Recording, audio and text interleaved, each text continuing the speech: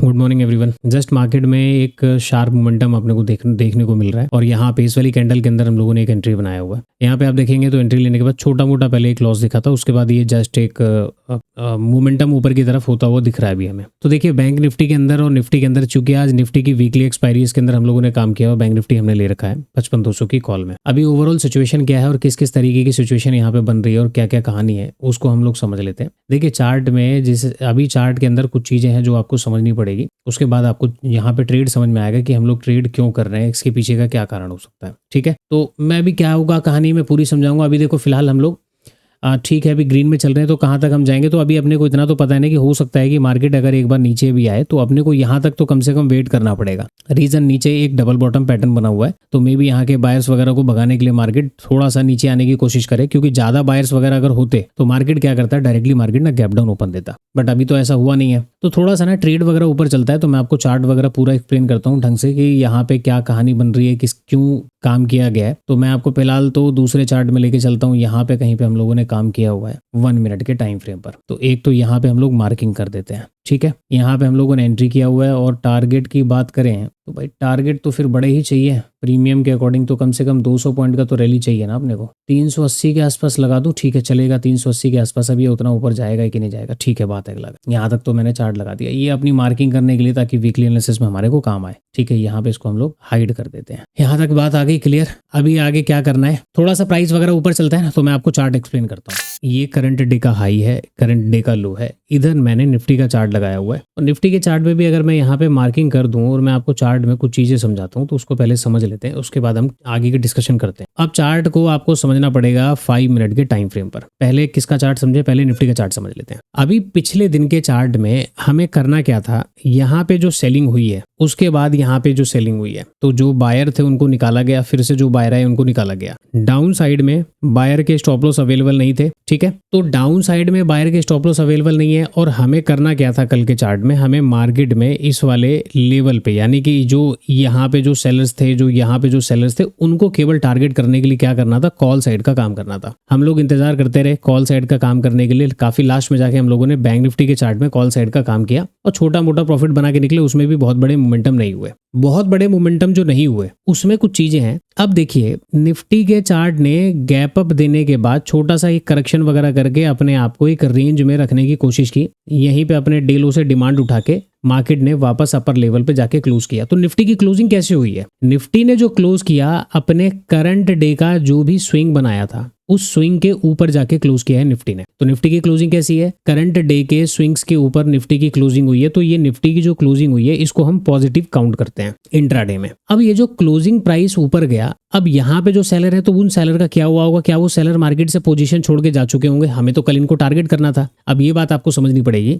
एक इंडेक्स ने अपने डे हाई के ऊपर क्लोजिंग किया। इस बात को थोड़ा सा ध्यान से समझना, तभी आपको चार्ट समझ में आएगा, वरना चार्ट समझ में नहीं आएगा। एक इंडेक्स अपने डे हाई के ऊपर इंपैक्ट जो हाई लग रहे हैं उस इंपैक्ट हाई के ऊपर मार्केट जाके क्लोज करता है। जो भी इंपैक्ट लो लगा था उसी के नीचे अभी तक मार्केट आया नहीं, तो मार्केट की क्लोजिंग पॉजिटिव हो गई। अब ये जो सेलर है ना, यहाँ पे जो सेलर है, इन सेलर का क्या हुआ वो आपको दूसरे चार्ट को देखकर थोड़ा सा आइडिया लगाना पड़ेगा। तो वापस चलते हैं दूसरे चार्ट के अंदर। अब मैं आ जाता हूँ बैंक निफ्टी के चार्ट में। बैंक निफ्टी के चार्ट में क्या क्या चीजें हुई हैं, कैसे कैसे हुई हैं। अब ये जो चार्ट है, इस चार्ट की कहानी थोड़ी सी अलग है। यहाँ पे सेम प्राइस ने एक बायर को इनवाइट किया, देन बायर सारे के सारे जो भी बायर्स आए उन सभी बायर्स को मार्केट निकाल दिया। तो यहाँ पे मार्केट में क्या हुआ, फिर से केवल सेलर के स्टॉप लॉस आपके पास पड़े हुए हैं, नीचे बायर के स्टॉप लॉस तो आपके पास थे नहीं। मार्केट ने एक इंपैक्ट हाई लगाया। इंपैक्ट हाई लगाने के बाद मार्केट नीचे की तरफ आता है, अपने क्लोजिंग प्राइस से डिमांड उठाता है, क्लोजिंग प्राइस का एक सपोर्ट लेता है, उसी क्लोजिंग प्राइस के सपोर्ट लेके मार्केट ऊपर जाके क्लोज कर देता है। अब यहाँ पे कहानी क्या है, करंट डे का जो हाई है ये अभी तक मार्केट ने क्लोज नहीं किया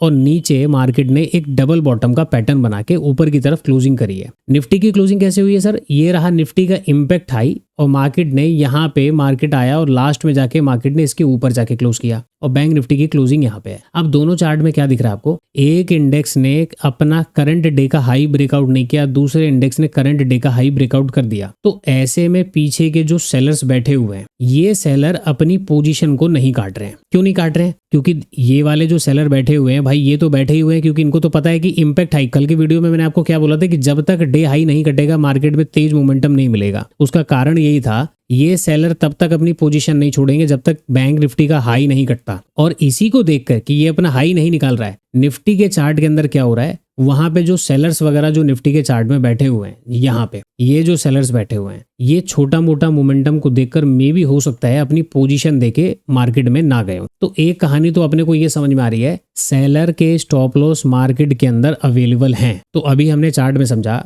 मार्केट में ऊपर सेलर के स्टॉप लॉस अवेलेबल हो सकते हैं, लेकिन उससे पहले अगर आप चार्ट में देखें, नीचे जो डबल बॉटम का जो पैटर्न बना हुआ है, क्या ये डबल बॉटम के अंदर बायर मार्केट के अंदर नहीं आए होंगे? क्या मार्केट जब नीचे जाके ये इम्पैक्ट लो लगा रहा है और वापस रिट्रेसमेंट करके इस जगह पे ही आके एक पिनवार कैंडल बना रहा है, तो क्या यहाँ पे मार्केट में बायर्स इनवाइट नहीं हुए होंगे? क्या यहाँ पे आपको लगता है कि बायर नहीं आए होंगे? इस प्रकार की कैंडल को देखकर बायर आ गए होंगे। तो मेरा अनुमान क्या था, देखिए अगर नीचे बायर की क्वांटिटी, बायर के पास क्वांटिटी ज्यादा होती, इन बायर्स के पास संख्या ज्यादा होती ट्रेड की, तो मार्केट ना फिर गैप डाउन वगैरह खुलता, तो फिर मार्केट में बायर को डायरेक्टली टारगेट वगैरह किया जा सकता था। यहाँ पे ये कहानी तो बिल्कुल बन सकती थी गैप डाउन के केस में। लेकिन अभी मार्केट फ्लैट खुल के कर क्या रहा है, फ्लैट खुलते ही अब मैं वापस लेके चलता हूँ 1 मिनट के टाइम फ्रेम पर आपको, ठीक है? 1 मिनट के टाइम फ्रेम पर आ जाइए। अब ये है हमारा 1 मिनट का चार्ट। अब दोनों चार्ट को कंपेयर करते हैं और कंपेयर करके समझने की कोशिश करते हैं कि चार्ट में चल क्या रहा है। हल्का सा गैप डाउन यहाँ पे था, हल्का सा गैप डाउन यहाँ पे था, और गैप डाउन ओपन होते ही पहली कैंडल ने रिकवर कर दिया। ये पहली कैंडल रिकवर हो गई, यहाँ पे भी सिमिलर रिकवर हो गई। धीरे से प्राइस यहाँ पे एक रिट्रेसमेंट करता है और ये ऊपर की तरफ गया हुआ है। ध्यान रहे, अपने इम्पैक्ट हाई जो इसने अभी लगाया है डे का, इसके ऊपर कोई भी कैंडल क्लोज नहीं हुई है। वहीं पे बैंक निफ्टी का चार्ट क्या कर रहा है, ये छोटा सा करेक्शन कर रहा था, यहाँ पे इसके करेक्शन बड़े हुए हैं, फिर ये धीरे धीरे करके अभी अपर साइड में जाने की कोशिश कर रहा है। और ये क्या कर रहा है, अभी बीच में ही मिडिल में कहीं पे ट्रेड कर रहा है। तो ऐसी कंडीशन में क्या होता है, कभी कभी अगर मान लो कि जैसे सपोज आपको लग रहा है कि भाई एक ग्रीन कैंडल बनी, रिट्रेसमेंट हुआ, रिट्रेसमेंट में कॉल साइड का ट्रेड ले लेते हैं, यहाँ पे आपने ट्रेड ले लिया। कभी कभी मार्केट क्या करेगा, पहले ब्रेकडाउन वगैरह करके ना अपना जो डे लो है इसको ब्रेकडाउन करने की कोशिश करेगा, डे लो का ब्रेकडाउन। तो यहाँ पे मैं क्या मार्किंग कर लेता हूँ, डे लो कहाँ गया, ये रहा हमारा डे लो, ठीक है? तो मार्केट में क्या हुआ, हमने डे लो और डे हाई मार्क कर दिया। तो एक इंडेक्स दूसरे इंडेक्स में कैसे कैसे काम हो रहा है, एक इंडेक्स अपने डे हाई के पास ट्रेड कर रहा है और एक इंडेक्स क्या कर रहा है, वो डे लो के पास आने की कोशिश कर रहा है। तो यदि आप कॉल साइड का ऐसे ट्रेड कर भी लें किसी इंडेक्स में, मे भी हो सकता है मार्केट पहले बॉटम साइड में जाए। बॉटम साइड में जाने के पीछे का कारण क्या है, हम क्यों मान के चलते हैं कि सर मार्केट हो सकता है कि नीचे चला जाए? या तो मार्केट को ट्रैप करना पड़ेगा। किनको ट्रैप करना पड़ेगा? सेलर के लिए एक ट्रैप बनाना पड़ेगा। ये ट्रैप में जब प्राइस नीचे की तरफ आएगा, तो ऐसी कंडीशन में क्या होता है ना, जो बायर्स वगैरह अगर इस चार्ट में कहीं पे आए हुए हैं, वो अपनी पोजीशन को स्क्वायर ऑफ कर देंगे। रीजन क्या हो रहा है ना, आज एक्सपायरी का डे है, तो ऐसे में उनको डर लगेगा, वो पोजीशन वगैरह अपनी छोड़ देंगे, क्योंकि उनको लॉस जल्दी हो जाएगा, छोटे से मोमेंटम में लॉस हो जाएगा। दूसरा ट्रैप हो सकता है, ट्रैप किस बात का, इसको डे हाई पे मार्केट को लेके जाया जाए, यहाँ पे सेलिंग करवाई जाए, ठीक है, सेलिंग वाली सिचुएशन बनाई जाए, तब तक ये अपना डे लो ब्रेकडाउन कर दे। तो ऐसे में ना ब्रेकडाउन के बाद फिर सेलर और संख्या में सेल करेंगे, तो मे भी फिर मार्केट फिर यहाँ से रिकवर कर जाए, ये पॉसिबिलिटीज हो सकती है। तो अभी तक तो हम जो मेजर मान के चलते हैं, क्योंकि आज निफ्टी की एक्सपायरी है, लगातार मार्केट के अंदर कई दिनों से यहाँ पे देखो एक मोमेंटम गिरता है, फिर रिकवर होता है, फिर मार्केट अगले दिन गिरता है, फिर एक दिन मार्केट ऊपर चला जाता है। ये मार्केट रेंज में चल रहा है। एक्सपेक्टेड मार्केट में बहुत बड़े मोमेंटम आज भी हो सकता है कि देखने को ना मिले। रीजन आज एक्सपायरी डे है, तो मार्केट में ये ऊपर का टॉप है, ये नीचे का बॉटम है, मे भी मार्केट को ऊपर नीचे करके रखा जाए। तो ध्यान रहे कि एक्सपायरी वाले दिन मार्केट में खासकर आपको अपने टारगेट रखने हैं, वो छोटे टारगेट रखने हैं। यहाँ तक बात आपको क्लियर हो गई। अभी प्राइस को थोड़ा सा चलने देते हैं, ब्रेकडाउन वगैरह कहीं पे करे, या तो ये ब्रेकआउट कर ले, ये यहाँ पे सस्टेन कर ले, उसके बाद फिर मैं आपसे मिलता हूँ, फिर मैं फर्दर चार्ट के बारे में आपसे डिस्कशन करता हूँ। दोस्तों देखो, मार्केट ने मोमेंटम तो कर दिया है और एक रैली तो ऊपर की तरफ हुई है। लगभग अपने को 589 का प्रीमियम 695 के पास पहुंच चुका है। तो 100 रुपये का प्रीमियम देखो अपने को इसमें तो मिल चुका है इंडेक्स में। बैंक निफ्टी में 100 रुपये से ऊपर का मोमेंटम मिल गया। अब ये 64 वाला 90 के पास गया, तो इसमें तो कोई ज़्यादा मोमेंटम हुआ नहीं है, बट ऑलरेडी एक इंडेक्स भागे जा रहा है, दूसरा इंडेक्स ने अभी डे हाई पे है, तो मे बी रेजिस्टेंस वगैरह लेके नीचे आए। देखते हैं कोई रेड कैंडल वगैरह देखकर किस हिसाब से प्रॉफिट वगैरह बुक करते हैं। तो लगभग यहाँ तक तो हम पहुँच ही चुके हैं, तो कहीं पे हम प्रॉफिट वगैरह बुक करके निकलना पड़ेगा। आज एक्सपायरी है, तो मैं ज़्यादा बड़ा रिस्क लूंगा नहीं मार्केट के अंदर। वेट करते हैं, देखते हैं कि इस वाले ट्रेंड का क्या होता है, ये यहीं से गिरेगा या ये कंटिन्यू मार्केट के अंदर करने वाला है। देखिए स्टिल अभी तो हमने ट्रेड किया हुआ, रोक रखा है, यहाँ पे होल्ड किया हुआ है। अभी छोटे छोटे से ना ग्रीन रेड कैंडल बनने शुरू हो चुके हैं, और ये क्या है कि ब्रेकआउट करके वापस अंदर आ गया है। तो यहाँ पे अभी हम लगभग 130 के आसपास अभी हम पहुँचे हुए, 129 के आसपास।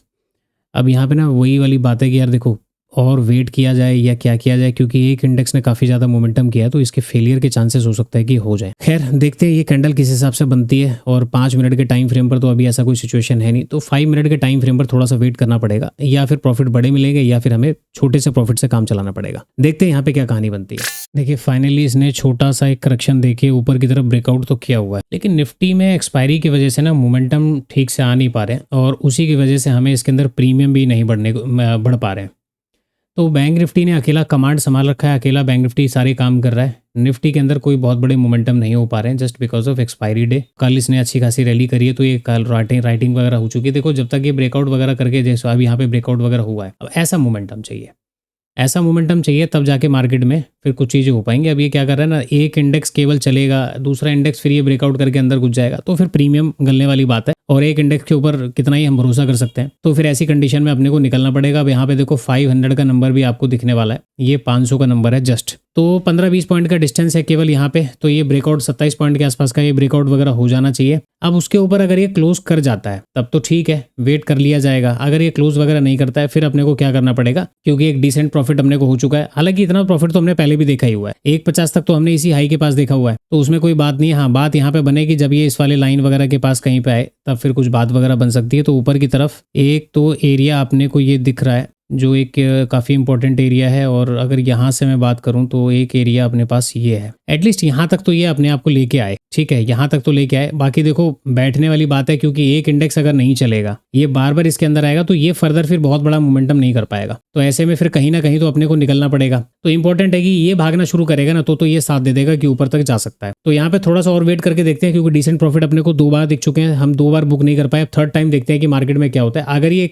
नेगेटिविटी बन के वापस अंदर आ जाती है तो फिर यहाँ पे कंफर्म हो जाएगा कि भाई ये ज्यादा ऊपर जाने वाला नहीं है, ये प्राइस एक्शन वगैरह बना के फिर यहाँ पे कुछ मार्केट में काम कर सकता है। देखते हैं अब ये कैंडल रेड में बनती है कि क्या ग्रीन में बनती है, क्योंकि जैसे ही हायर पॉइंट पे जा रहा है कैंडल्स में विक आपको देखने को मिल रही है। यहाँ पे देखो क्लोजिंग मजबूत से नहीं हो पा रही है, यहाँ पे बार बार देखो फिर से रिजेक्शन देखने को मिला। तो हायर लेवल पे अगर ऐसा मिल रहा है तो इसका मतलब है कि यहाँ पे बार बार सेलिंग वगैरह हो रही है, और वो सेलिंग स्ट्रॉन्ग सेलिंग हो सकती है, इसलिए मार्केट में प्रेशर आपको देखने को मिल रहा है। बाकी देखते हैं अगली कैंडल का क्या होता है, इस वाली कैंडल का क्या होता है, उस हिसाब से फिर मैं सारी चीजें बताता हूँ। वापस हम लोग आ चुके हैं 140 के आसपास।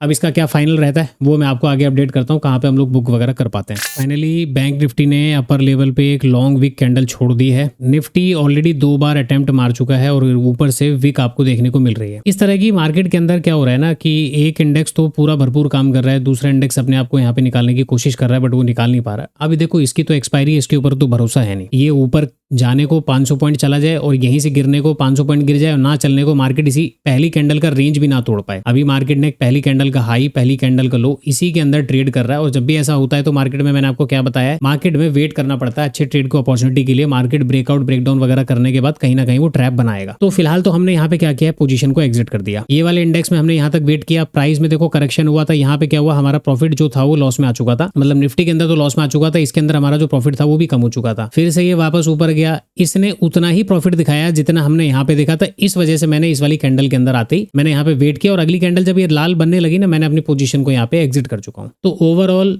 इसके अंदर तो अभी निफ्टी की एक्सपायरी की वजह से अपने को कुछ मिला नहीं है। हालांकि इसके अंदर हमने 1275 क्वांटिटी में काम किया था। प्रीमियम ही नहीं बढ़ रहे तो फिर उसमें होल्ड करके फायदा नहीं है। हमारे को मेजर जो प्रॉफिट दिया वो 55,200 की कॉल ने दिया था, जिसके अंदर इसमें इतना प्रॉफिट है, तो जाके फाइनली अभी हम इतना बुक करके जा पा रहे हैं इस वाले ट्रेड के अंदर। तो कॉल साइड का ट्रेड हमने लिया। कॉल साइड का ट्रेड क्यों लिया था उसके पीछे का मैंने आपको कारण बता दिया, सारी चीजें मैंने आपको समझा दी। और बाकी अगर आपका डाउट कुछ रह गया हो तो कमेंट बॉक्स में कमेंट कर देना। चैनल पे नए तो चैनल को सब्सक्राइब कर देना। मिलते हैं किसी नेक्स्ट लर्निंग वीडियो के अंदर, तब तक के लिए जय हिंद।